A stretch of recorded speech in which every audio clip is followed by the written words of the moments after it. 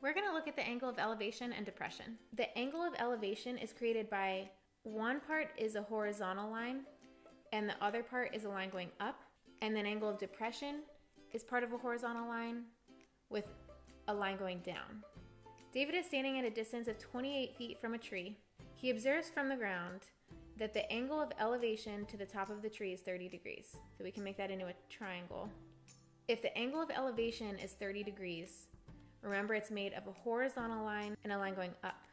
So that's going to be this angle right here. Horizontal line with the line going up. Calculate the height of the tree. So now we can use SOHCAHTOA. This is the opposite and this is the adjacent side, so we want to use tangent. Tangent of 30 equals h over 28. Multiply both sides by 28, and h equals 16.2 feet. If the problem was a little bit harder and it said David is 5 feet tall, what we would need to do is, if this was him standing and it said the elevation, the top of the tree, that was 30 degrees, we would have just found this part, which is 16.2. And then if he's 5 feet tall, we'd have to add on another 5 to that. And our answer would be 21.2 feet. So sometimes you'll have a problem like that where it's not observed directly from the ground and you have to add on some height to your final answer. The next example, from the top of a vertical cliff 40 meters high, the angle of depression of an object that is level with the base of the cliff is 34 degrees. So if this is the base of the cliff, if there's an object that's level with it, I'm going to draw a line like that. How far is the object from the base of the cliff, if this is the object? So we can call that x, that's what we're trying to solve for, and we can make it into a triangle. But be really careful.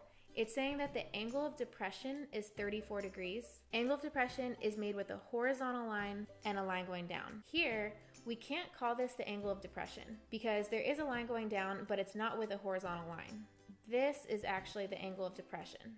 And if we need this part in solving, this is a right angle, so we can do 90 minus 34, and that's 56 degrees. Now we can use SOHCAHTOA. We have opposite and adjacent. So again, that's tangent, TOA. Tangent of 56 equals x over 40.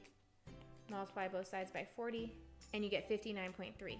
Another way you could have done it, once you knew that this angle was 34 degrees, this line and this line are parallel, so you could have also known that this was 34 degrees, and then used this angle with these two sides.